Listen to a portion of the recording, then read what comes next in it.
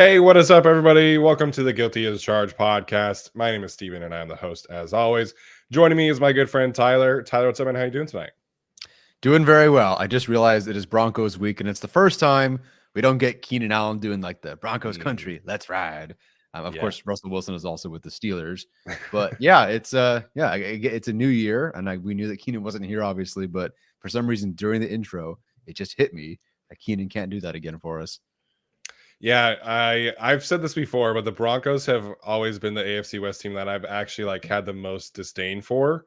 I grew up in Utah, and the Broncos are kind of like the local team there.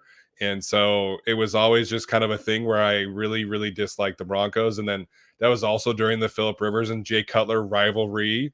And then the Broncos obviously, kind of took the AFC West from us later on. So it's become less of that. Like I've grown to dislike the Raiders more and the Chiefs more and things like that. So there's still, the hatred for my childhood against the Broncos that I just want to make sure we beat them. And I'm so sick of this pesky game in Denver being a thorn in the Chargers side. So hopefully that changes this week. And we are going to talk about some ways that it might change for this time around for the Chargers trip to Denver, to the altitude, 2 Mile High. Should be a lot of fun. If you're a fan of defense and running the football, I think you're going to be very excited about this game. But we'll figure it out. It should be a lot of fun. Yeah, we have not podcasted a year where the Chargers have won in Denver.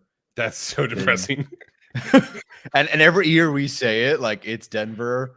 Maybe this is the year. I think the last 2 years, you and I have just conceded the fact that it's Denver. They're probably going to lose. We'll see if that changes this week.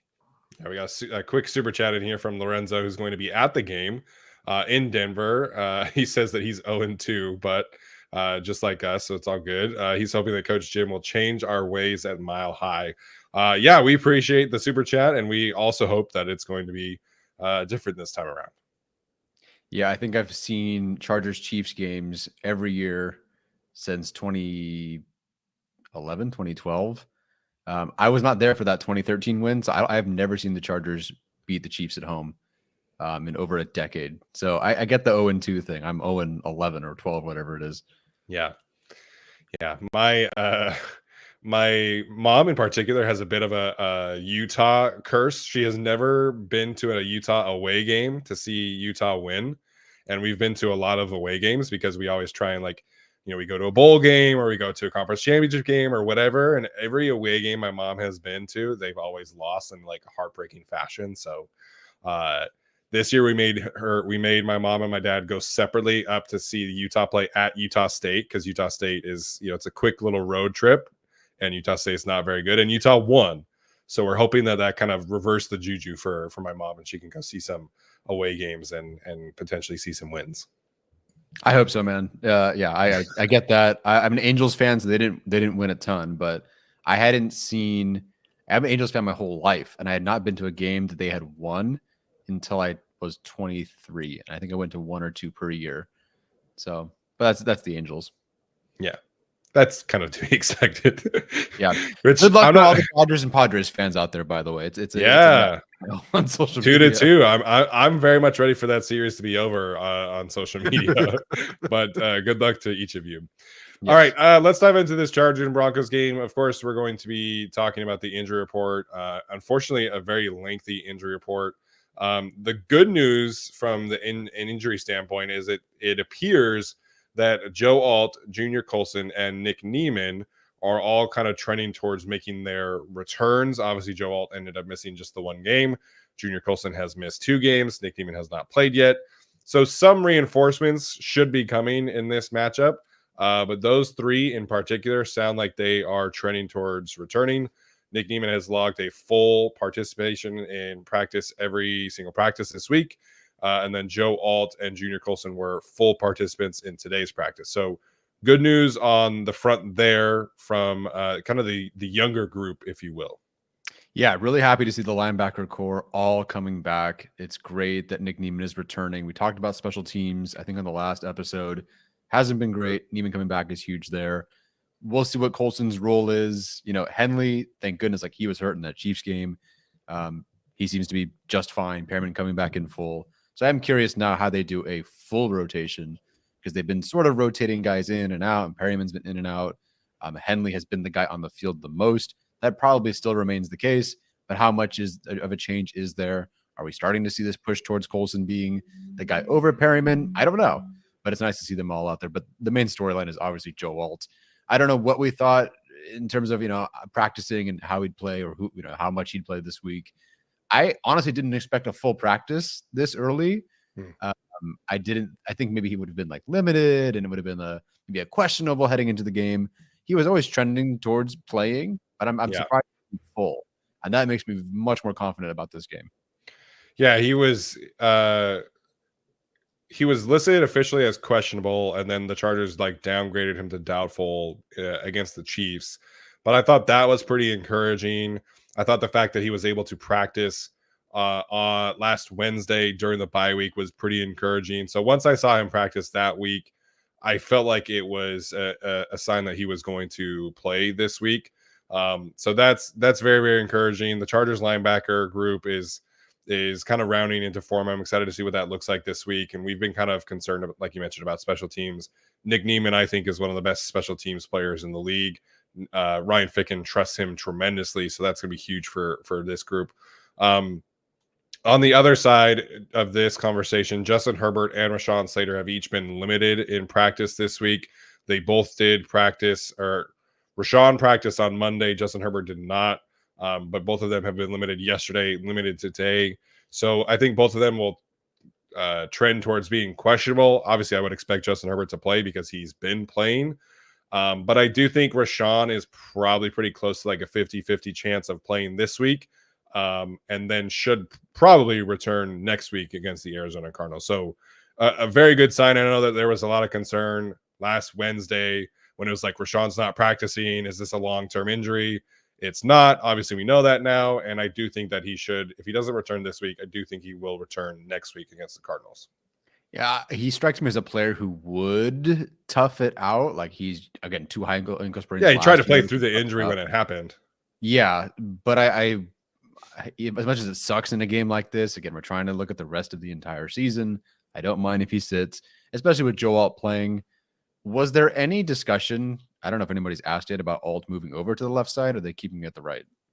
No, so Joe Alt will play left tackle if Rashawn is not out there. The lineup would be Joe Alt at left tackle, Zion Bozeman, and then Jamari would play right guard, and then Trey Pipkins will play right tackle. So that's kind of how they have established this kind of pecking order way back into training camp. And then this week in practice, Joe Alt has been playing left tackle, Trey Pipkins right tackle. Awesome. Great. In theory, Joe Alt should be pretty good over there. So that's good.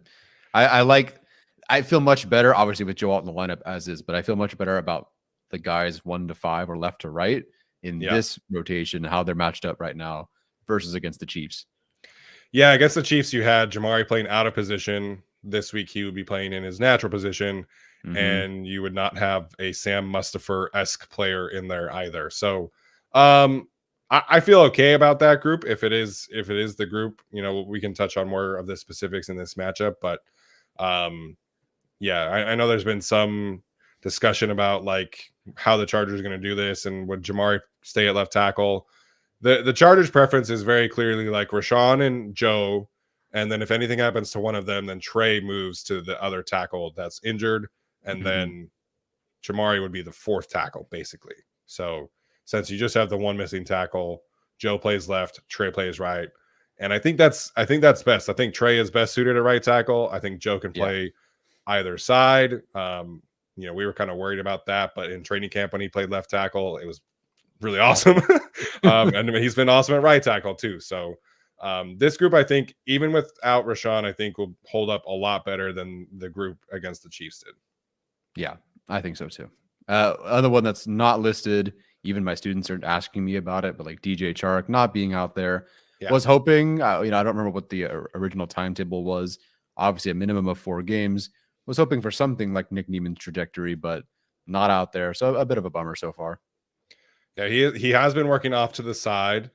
So it sounds like maybe next week he can actually potentially return to practice, and then we'll kind of see where we're at. But This hip injury is turning into be a little bit of a pesky little injury. I remember Alohi Gilman's hip injury. I want to say he missed 5 games and then came back in like a limited fashion. So I that's obviously this would be the 5th game, but bye week. So I kind of figured that Chark would be back after the bye, but it's unfortunately just is not trending that way. Other injury news, it looks like Joey Bosa, Gus Edwards, and Jasir Taylor are not going to be playing this week. All 3 of those players have logged, did not participate in practice at all this week. Joey, not really a surprise there. We had no idea that Gus Edwards has been injured. I think that could explain some of the lack of, explosiveness that he has played with. And then this fibula injury that Jasir Taylor is working through has been kind of just a thorn in his side. He got injured in the first game, played through this injury in the second week, and then he's missed the rest of the other games, right? Or did he play against the Steelers? I want to say he played against the Steelers, but it was another like questionable. But he was still on the injury report. Yeah, I believe so. Yeah, so unfortunate there, but the Chargers I think are in good shape with Tarib still there, and Elijah Molden can play in the slot, Darwin can play in the slot. Yeah. Excited for the podcast because Kamani Vidal might actually play this week. Obviously, wish Gus nothing but the best. Hopefully, he's able to get healthy. But I think this is a good matchup for the Chargers to have Dobbins and Vidal as opposed to Dobbins and Edwards. I agree. Do you think that Vidal would be their second running back in terms of offensive touches? Yeah, I do. I think at least Vidal will be active. Like we can at least agree on that. I'd love to see it. I hope it's not wishful thinking, but I would very much love to see it. I would imagine that he is the RB2. I think Hassan Haskins will have a role. Because he is kind of like Gus from a size standpoint. And so he can probably be the goal line back and short yardage back. Sure. But the way that they talked about Vidal in the offseason and in training camp was very highly. And then he had an awesome preseason game. It just is like roster construction wise with Haskins playing special teams so much. It's tough to get him out there. But I think Vidal plays, and I think he gets a decent amount of touches this week. Awesome. I can think of at least one person that would be very excited for that. Yeah. I think everybody on the podcast would be pretty excited about that. Associated with the podcast. As much as I love one of the worst efficiency running backs in the league so far, I think I'm ready for something different. Yeah, something different there.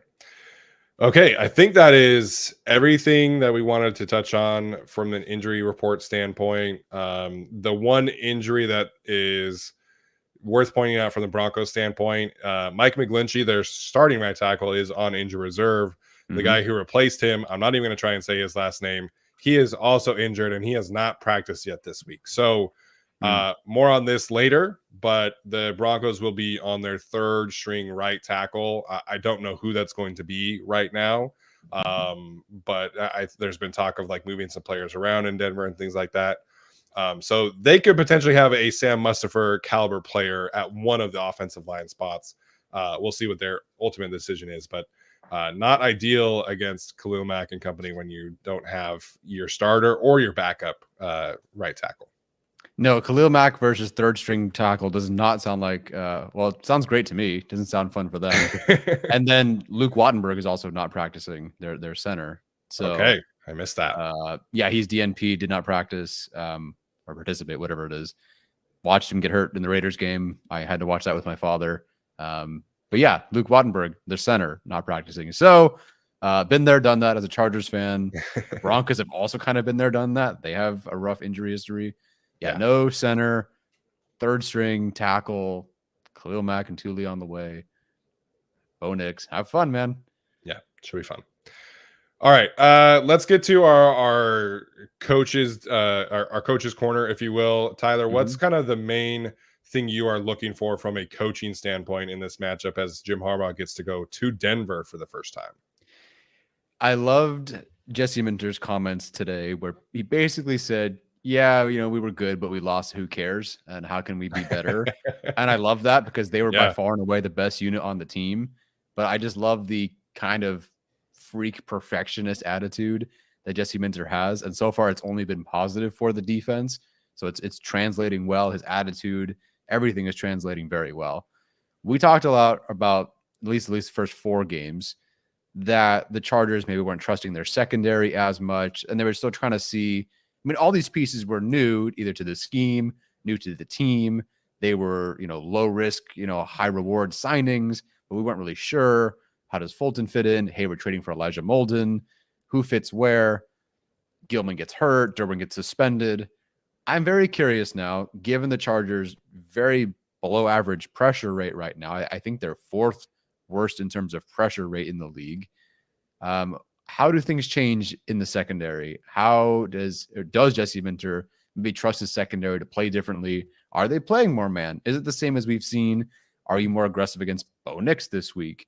But I'm really curious because now we've seen 4 games where I think now Chargers fans and Jesse Minter trust Christian Fulton. I think you feel better about him. Derwin James, before he got suspended, was having an awesome day against the Steelers. Had to miss against the Chiefs, but he's back. Molden, we've now seen him in the system. He's been great. Gilman, they feel good about him. Haven't seen a ton from him, but we think we're all feeling pretty good about him.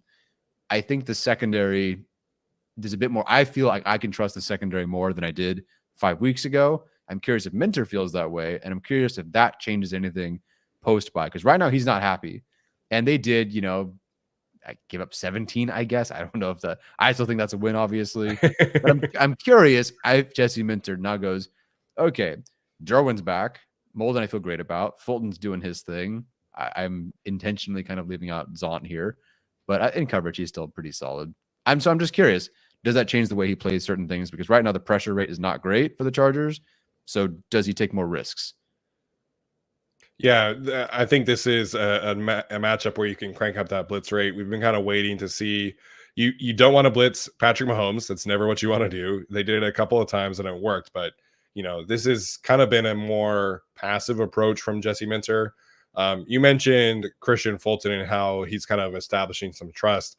Pro Football Focus has a lot of new statistics up there, and they're great resources. I know, like, I've had my gripes with the grades and things like that, but their statistics and their data are so useful. And they have this lockdown stat for cornerbacks where at what percentage are cornerbacks preventing separation. And Christian Fulton is about 30th in the league among all corners at 47.7%, which is a pretty good number for that kind of cornerback that we were expecting. That's kind of a cornerback 2 level number for this kind of defense.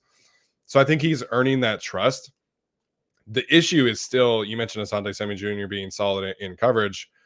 He's solid with his ball skills, but he is not preventing separation at a high level. He's under 20%. He didn't even make the cutoff of that specific list. So neither did Jasir Taylor, for what it's worth.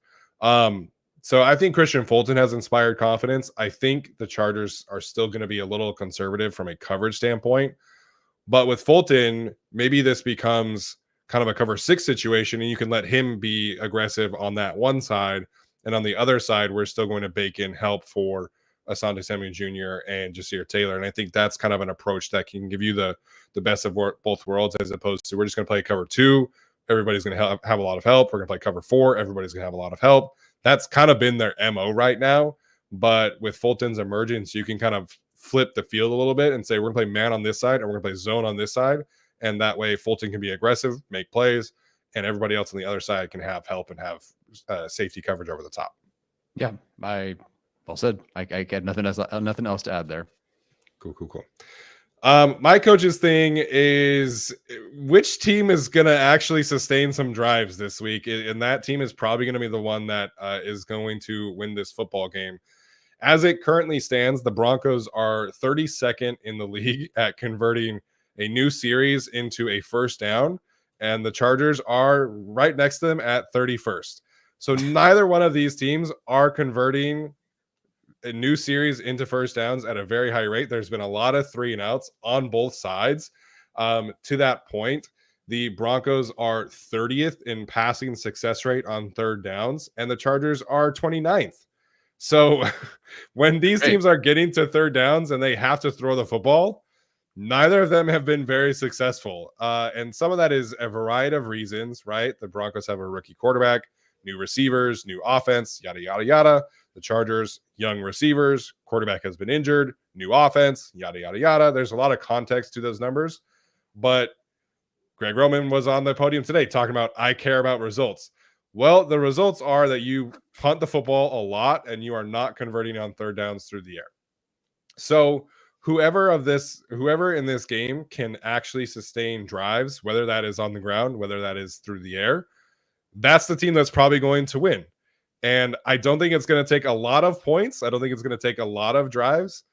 But if the Chargers can do what they did against the Panthers and against the Raiders, particularly in the second half against the Raiders and and late in the first half against the Panthers, where they can have just a couple of long extended drives that result in touchdowns, that's probably enough. 2 good drives, 2 touchdowns is probably enough to beat this Broncos team with the way that they are playing offense and with the way that the Chargers are playing defense.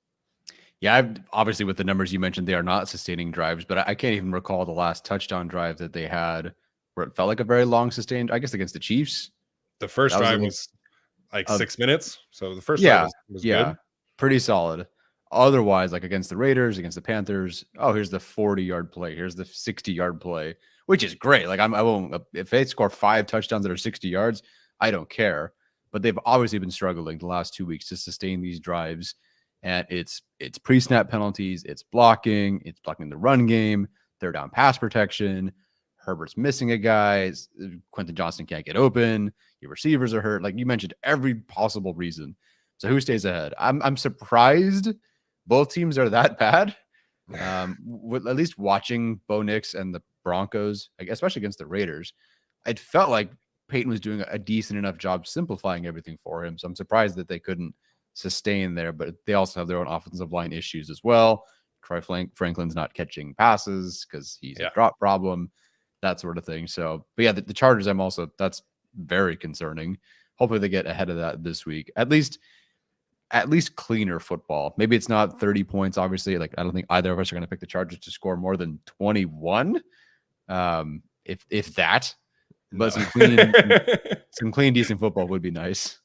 Yeah, I think the part about this matchup from an offensive standpoint that I'm a little bit more optimistic than the general consensus is the chances that the Chargers can run the football, I think, are higher than people are making it out to be. Right now, the Broncos are, I think, 7th in the league in rushing success rate. But if you look at who they have played, it's not a lot of like high quality rushing attacks. Like in week 1, Kenneth Walker went for 100 yards. In week 2, Najee Harris had his best game of the season. Jaylen Warren had a good matchup. In week 3, Bucky Irvin had 72 yards on 9 carries. So the first 3 weeks, those teams were able to run the football on the Broncos. And then they just played the Jets and the Raiders, who are the 2 worst rushing offenses in the league right now. And I think that's kind of doing some elevation of the Broncos' overall run defense numbers.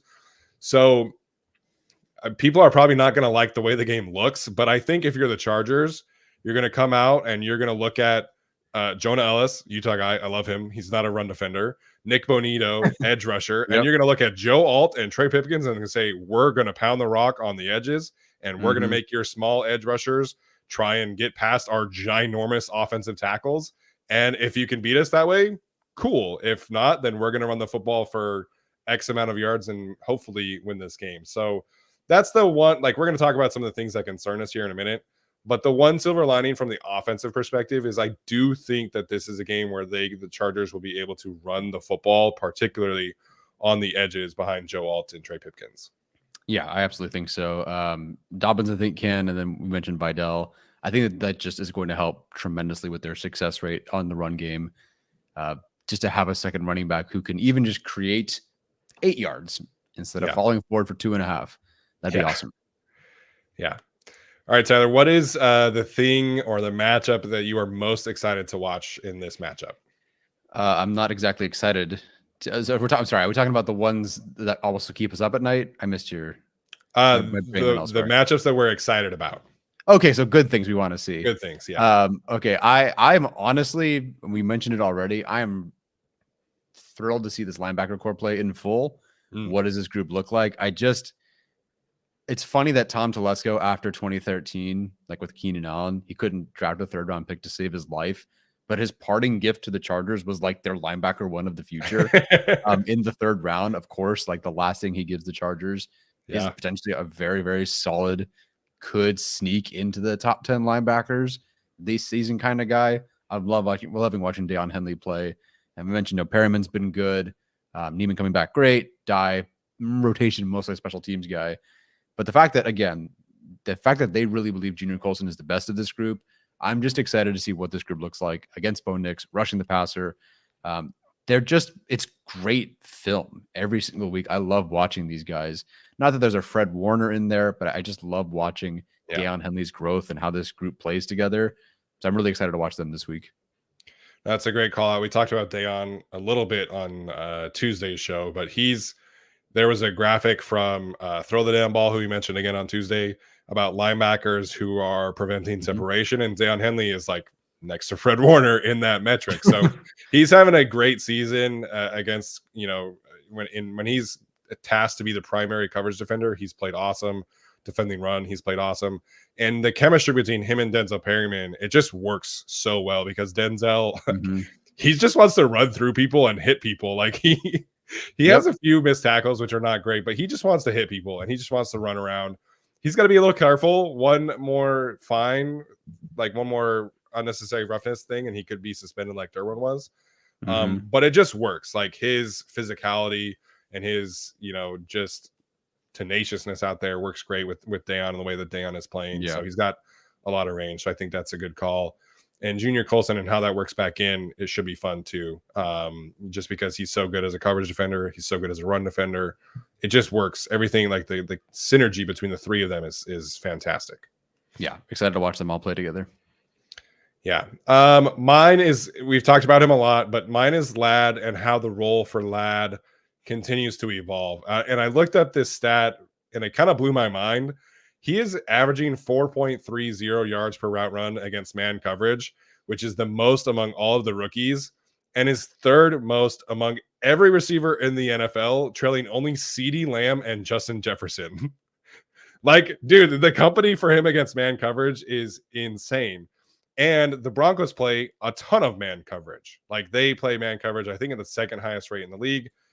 More on them later.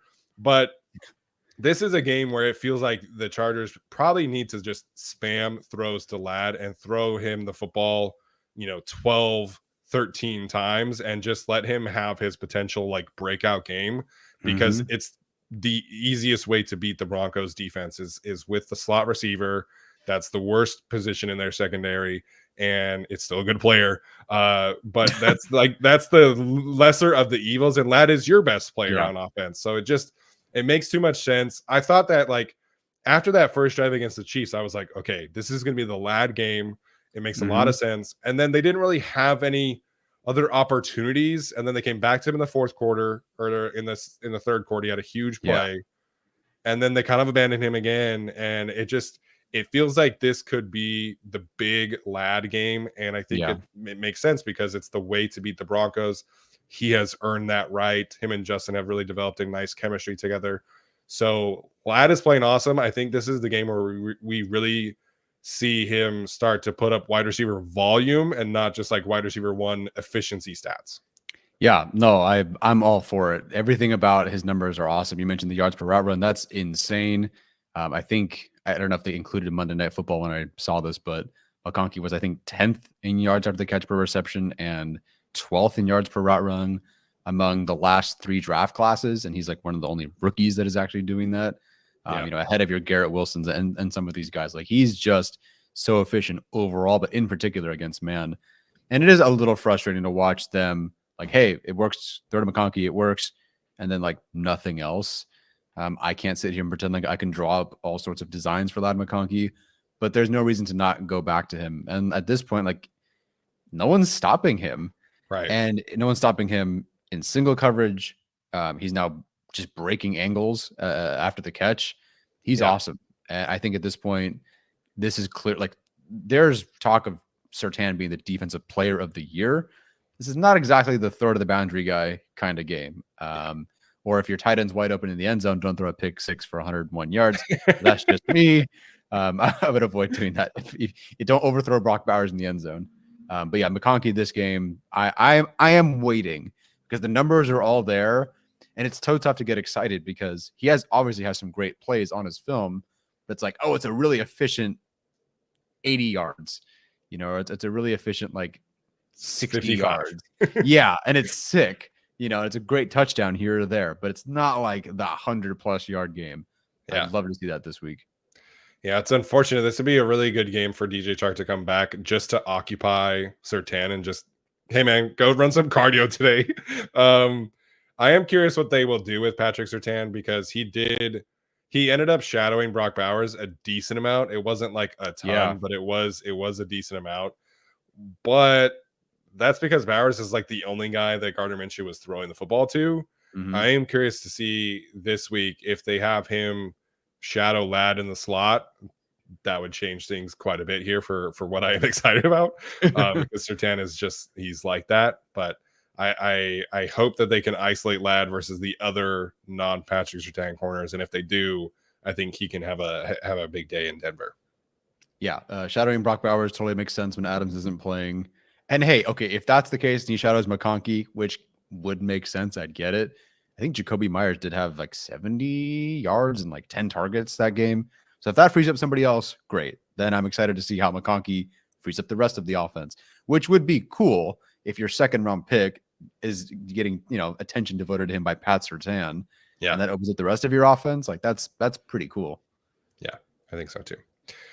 All right, other side of the coin here, Tyler. What are you most concerned about in this matchup? What is keeping you up at night about the Denver Broncos? I think we're all generally on the same page here.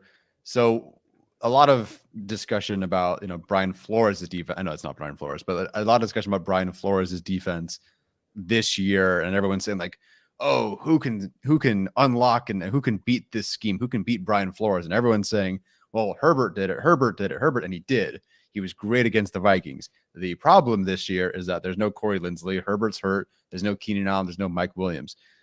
And so you're going to be facing a defense that blitzes almost as much as them. The Broncos blitz rate is second in the NFL. They blitz 40% of the time. They have the fourth best pressure rate and the third best quarterback knockdown rate. So they blitz a ton, they get a ton of pressure, and they hit the quarterback a ton. All top 3 in the NFL, or top 4 in the NFL in those categories. So I'm a little horrified because I've seen this interior play. Jamari is obviously starting. I don't know if that's necessarily bad or good, but he's not their starter. It is Trey Pipkins that's the starter. Zion has not been figuring it out. Bozeman has not been figuring it out. So it is truly the thing that's keeping me up at night. This interior, this line, how they've played, and how they've not been able to protect a quarterback who's hurt, and a defense that blitzes like crazy and gets home like crazy. And by the way, their coverage secondary is amazing. It would suck to see. There's no Chris Jones, but it would suck to see like this defense kind of take over the game, like the Chiefs did in that game. So that's the thing keeping me up at night, because not only does it hurt the offense, like it could literally hurt the quarterback who's trying to get himself through his injury. Yeah, you mentioned their blitz rate. They also stunt at the 6th highest rate in the league. And again, PFF has this stat about like highest pressure rate when running stunts, and they're 4th when they stunt and getting pressures. So this is a matchup where the Chargers offensive line is in for a doozy of just like a mental game. Like they're going to have to be on top of it every single time they go back to drop back and throw the football. So this is a game where Greg Roman's going to have to earn his money. Like this, he's got to be significantly better against the Broncos from a protection standpoint than he was against the Chiefs. Against the Chiefs, it was so frustrating watching that tape and how many times Chris Jones had an easy one-on-one, or like George Karlaftis is looping around and it's a free rusher, right? And it's just like these issues keep on happening. So to me, this is a game where you're probably running in 6-man protections with Will Dissly or Jordan McFadden a significant amount of times, and you are just kind of wadding things up. And yeah, you have one less pass catcher out in a route, but I think the protection is needs to be the priority there. That's one way you can do that. The other way to get to handle against pressures is kind of what Kellen Moore did last year, where you do a lot of RPOs, and with an RPO, you can occupy an edge rusher with the threat of a run, and then you can throw a bubble screen and just get an easy 3-4 yards, maybe make somebody miss, maybe you get a first down. That's one way. The other way that some people do, Kellen Moore did this a lot, where we're just going to spread you out 5 wide, and we're going to have one-on-one matchups because we have 5 wide and spread you out, and there's a lot of space. And if you blitz, we're just gonna throw it past you. That's what worked against the Minnesota Vikings. I don't know if Greg Roman has that in his bag, and I don't know if the Chargers have the amount of pass catchers to make that work. So to me, this is like Wildesley. We're putting it right next to Trey Pipkins, and we're just wadding everything up as much as we can. And not to single out Trey, but then you can get a double team from the guard and Trey, and the center and the other guard on each interior guy, and then you could leave the tackles one-on-one. So it just to me, that you got to wad things up. You make things as messy as possible up in the pocket, and that's how you protect Justin Herbert. Like you mentioned on Tuesday, the Chargers could only direct attention to one side of their offensive line against the Chiefs. That more than often not was Jamari, I believe you said. So this time you don't need to bug or help Joe out as much. Did you see Duke Manyweather's comments on it taking an offensive line anywhere between 6 to 10 games for offensive line to gel? Do you think we're approaching that 6 to 10 game range, or are we really actually not making as much progress because the team isn't, like, the line isn't actually playing in their spots together right now? Yeah, it's tough to see like the cohesion working. There's parts of it that are working. Like when Zion and Rashawn can work together, the stunts and the blitz pickups on that side are not an issue. And when Trey and Joe have been able to work together, those groups are working well together. The issues are all kind of stemming, unfortunately, from when people are isolating the interior and saying your tackles are going to be on an island, and so we're going to make your interior guys solve this. And some of that is natural. Like Zion does struggle against some of that stuff. Bozeman is a new center, and Trey has never played guard before. So some of that is natural, but now Trey's back playing tackle, and we're working with Jamari now. So it's tough for me to really look at the cohesion and say, yeah, this is getting better, when they're all playing out of different positions right now. And now Joe's going to play left tackle for the first time in the NFL, and first time playing next to Zion in a game. So it's tough to tell, but I do agree with what Duke is saying. And I think we saw that even when Corey Linsley came in, the first few games of that 2021 season was a bit of a cluster. And then Corey and everybody kind of settled down. The right tackle situation was not great because of Storm Norton, but he was at least out there consistently, and it did kind of just settle things down a bit. So unfortunately, we're not really going to know what this looks like until Rashawn is back and everybody else can kind of stay healthy. But I think the first 2 games we saw them make progress each game, and then people got hurt, and now we're just like, well, now everybody's playing out of position. Yeah. So tricky to buy into how much progress they made when they went from, against the Raiders and Crosby and Wilkins to then against the Panthers, and they did play way better, but it was the Panthers. Joe Alt erased Clowney, and that was just kind of the whole defense for them. So hopefully we're trending in the right direction. That's all I want to see. If I can buy the line needing some time. I get, all the pre-snap injuries and the communication, yada, yada. I would have hoped it were solved sooner, given this regime and Roman and Bozeman and all the veteran stuff and presence in there. But if they show progress over the next few weeks, I'm cool with that. Yeah, I think that's fair. What's keeping me up at night was going to be that. Obviously, that's the big thing. But at the same time, man, this Broncos trio of cornerbacks are playing extremely well, and that's not just Patrick Surtain, who you mentioned. There's a lot of like defensive player of the year buzz, and rightfully so. Riley Moss looks like a legit borderline CB1 in his own right. Like, he is also having a fantastic season. And then Jaleel McLaughlin, I think that's his name, or no? Am I making that up? Jaleel McMillian. Yeah, sorry. I think McLaughlin's the running back. Yeah, McMillian is the corner. He's also an above average, very good slot corner. So there's a chance here that this passing game just looks exactly like it did against the Chiefs. And it's not a functional passing attack. And you're like, the only way you're really able to move the football is Lad win one-on-one, or we're just going to RPO this and free somebody up. There's a chance that happens. That being said, the stylistically it is a bit different here, whereas the Chiefs cornerbacks, they get up in your grill and like they're physical and they're not going to let you get out of press coverage. The Broncos play a lot of man, but they don't press a ton. Surtain presses a lot, but Riley Moss and McMillian do not press a ton. So there is a way for the Chargers to maybe get some free releases here that did not happen against the Kansas City Chiefs, just from a stylistical standpoint. Herbert's also healthier. Offensive line is also healthier. But there's a chance that this passing attack just cannot function against this Broncos defense, again, outside of Lad just going in and winning one-on-one. Yeah, real bummer. Again, I watched the Raiders game with my dad. Sorry, Dad. But it was a real bummer to watch Riley Moss be really freaking good because the other guy's obviously incredible. Yeah. And there were so many jokes surrounding the Riley Moss pick. And it's so funny that he just quietly has become like maybe the best CB2 out there, in the NFL right now, or at least he's playing like it. It's a real bummer that Denver continues to find guys that play good defense. It's Jaquan McMillan is his name. I think you got that right. I'm not really looking forward to how they play, but if they play less press, like you said, that hopefully opens things up for Quentin, because it was mostly just a losing boxing match for him against the Chiefs. Yeah.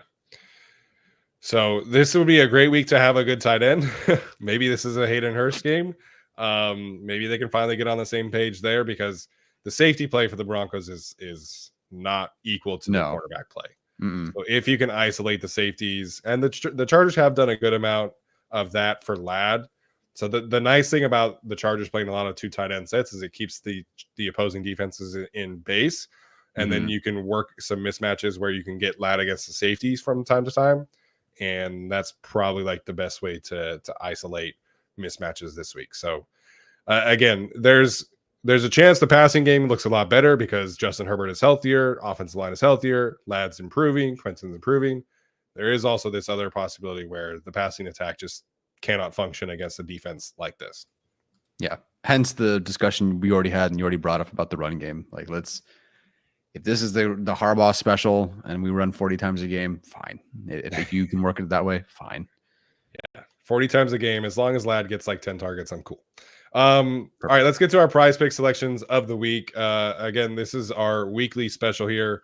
We try and isolate some opportunities for you guys to potentially win some extra cash by going to prizepicks.com/guilty, code guilty at checkout. It's a lot more difficult this year because the offense they're the main people for daily fantasy platforms like PrizePicks. So it's become a bit more of a challenge to find quality Chargers selections on PrizePicks just due to the lack of volume and injuries and things like that. But Tyler, what's your main selection this week for PrizePicks as it pertains to the Chargers? As it pertains specifically to the Chargers, give me Cameron Dicker on the 1.5 field goals made. Give me more there. I think it's the classic, hey, they're going to Denver sort of thing. And they almost hit it last week. So the Broncos kicked a couple. Raiders kicked maybe like one. But I think the Chargers can kick plenty. I think Cameron Dicker is obviously still a great kicker. So over or more on the 1.5 field goals, I'm all for it.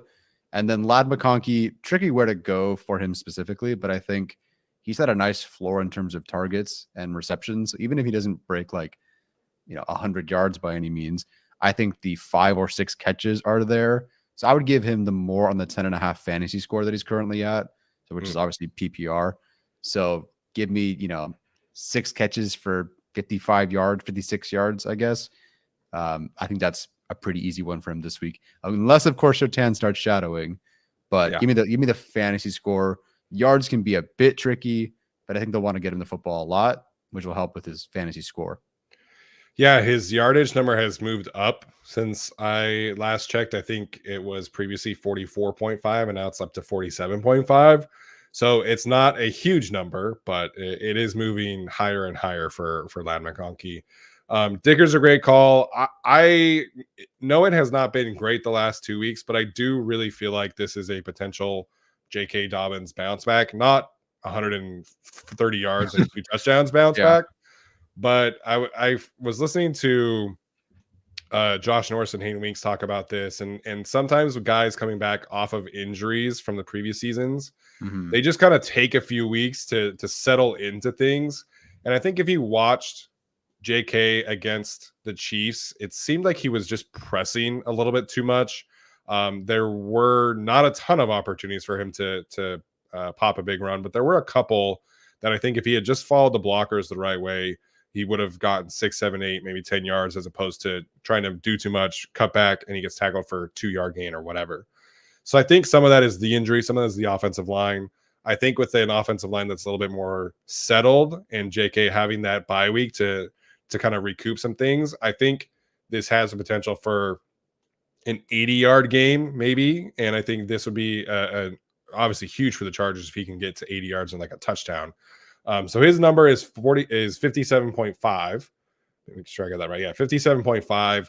I think I could easily see him getting to 60 yards. I think that's, the volume and then one big play. I think that's totally on the table. So give me J.K. Dobbins more than 57.5 rushing yards. Yeah, all of his big plays, excluding one shorter touchdown, but the big ones are all off that left side. You're moving Joe Alt over there now, so you're Yeah. very much strong left right now. I'm on that left side, so I could definitely see them getting that one big chunk play that helps you out there. Yeah, no doubt. Again, that is prizepicks.com/guilty, code guilty, to get into the best and easiest daily fantasy sports platform. So they've got a ton of specials going on: NHL, MLB, WNBA, NBA, NFL, college football, whatever your vice of choice, if you will, is, they've got you covered, and it does help support the show. All right, last couple segments here, X Factors and our game picks. I'll start with the X Factors. I'm going to go with Thule and Bud. We mentioned the right tackle injury to the Broncos. They're on their third string right tackle. Bud Dupree had 2 sacks against the Chiefs, and Thule had one that was wiped away, but had an awesome game. He's defending the run at a really, really high level. So I think this is another game where those two guys can kind of settle into things. I think Khalil will get his fair share against the right tackle, but he predominantly goes against the left tackle. He also has had some success against Garrett Bowles, so this could be another big Khalil Mack game. But specifically in this matchup where you're going up against a backup, whoever that backup is, I think Thule and Bud can really put their fingerprints in on this matchup and potentially sack, fumble. Maybe they get a couple tackles for loss. That kind of performance would just really help the Chargers out and give them some short fields on offense. Yeah, I don't know how many fumbles Bo Nix currently has, but watching him against, I'm going to say for the third time tonight, watching him against the Raiders, it felt like he left himself susceptible to a sack fumble. And just watching Crosby get that close on so many plays, it felt like he was close. Bo Nix, I think his PrizePicks rushing in terms of rushes projection is at 6. And to me, that just sounds like Thule is on his way, and he's going to like Thule's motor and ferocity is just something different. And I think that Bo Nix, if he tries to run, if he tries to scramble, whatever, like Thule is coming after him. And we saw that. I mean, not as much, but Justin Fields tried to scramble once, up the middle or whatever, until he just dropped him right in his spot. So excited to watch Thule this week against him for sure. My X factor is going to be right sort of on time. It's not Haskins.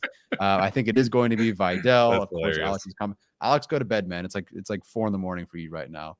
I tentatively could just say RB2 is the X factor. Sure. But I think we all feel it's going to be Vidal. That is the X factor for me because he could show up. And look, I don't need the J.K. Dobbins week 1 and 2 performance from Vidal. But if you give me, 8 carries for 40 yards, I'm stoked. That is great. If you give me 1 catch for 7 yards, I'm stoked. That would be a step up from what they've currently had. So listen, it's so sad. It is very sad. But they're like, as an X factor, I don't know what Vidal's going to do. I think it'll be better than what Edwards has been doing. Again, I have no idea if he's even going to get touches this game. but I think the Chargers are missing that extra element in the run game, on third down in the passing game, whatever it is. Having a young running back, explosive running back, is very beneficial. I'm excited to see what he does. Yeah, 100%. Right on cue. Alex jumping in as we're bringing up Vidal is just so perfect. I think that's a good call, though. I think that's a good X factor pick. I did consider Joshua Palmer here. He is not on the injury report, so theoretically he is healthier, and he's going to be drawing Riley Moss. Maybe this is a game where Palmer can kind of have a big game. We've seen him have big games against Trent McDuffie, for example, in the past. And they don't really have a vertical threat, and Palmer is running the vertical routes more than the other two. So I considered him at least. But game picks wise, this is tough for me because I have said on this show several times that I am not going to pick this game as a win until I see it happening more often. But if this team can't score enough to beat Bo Nix, I'm severely concerned about this offense. Like, I'm not asking for much here. I'm asking for the offense to score 17 points, and I think that's enough to beat this Broncos offense. So I think I am going to pick the Chargers. I am. And I'm going to say that they do hit 17 points, and I think they hold Bo Nix to 13. So I'm going 17-13 Chargers. Man, we are almost on the same page. I'm not as confident in this offense. Joe Alt is genuinely swinging this for me, which is insane. But like, if we're just this whole hodgepodge offensive line, no thanks. But I think Herbert being a bit healthier will help. Even just Palmer being healthier and away from the injury report, I think will help. So give me the Chargers 16-13. Okay. What a barn burner. What a barn burner. If Rashawn plays, I think they can 42-17. If Rashawn plays, I think they can get to 20, maybe. But I still would probably choose 17-13. Yeah, that's fine. I mean, there's so much wait and see. We spend, I think you and I haven't talked about the Chargers for so long. We're always just like 0-3 Chargers win. The over-under is 36. Take the under. Yeah, unless Bo Nix throws 3 pick sixes or something. Yeah. Yeah, I would take the under on that one too. I don't know. Maybe the defense does give you a sack, fumble, or an easy score. Maybe special teams rights the ship this week and changes things. It doesn't just have to be on the offense to get it done. But yes, if Vidal debuts, W for sure. Yeah. Shout out Thomas Martinez, by the way. Him and Alex Katzen, I've said this before, but the best two guys to talk about draft stuff with right now. Anytime somebody asks me, I just tag him and Alex Katzen, and then they answer it for me. So it just is. Those two are locked in on draft class right now, and I love to see it. Yeah. No, I spent many games last year like, oh, who's that guy from Colorado? Like, oh, he's pretty good. No idea. I didn't know Marvin Harrison Jr. was.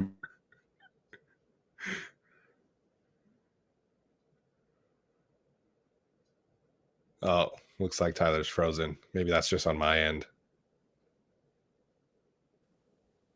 There I go. There we go. Are we good? We good? Yes. My Wi-Fi had a 53. Oh, there I go again. Am I back? Hello, everyone. I can hear you. Now I can see you. There we go. Oh, you can see me now. Okay, I'll stop picking my nose. All right. Yeah. So anyway, I don't watch college football until it's time to watch film, and I watch it in silence. Yeah. And then you don't know the player's name until afterwards. No. All right. Tyler, any final thoughts about the Chargers and Broncos game before we head out? Dude, if you can't give me a Chargers home win against the Chiefs in a million years, at least give me a true win in Denver. And I don't count the 2018 one, guys. The Chargers were in the postseason. It didn't matter. Give me that Chargers win in Denver. Make it count, an actual one. Really, for the first time since 2013. Do not let Bo Nix break your defense either.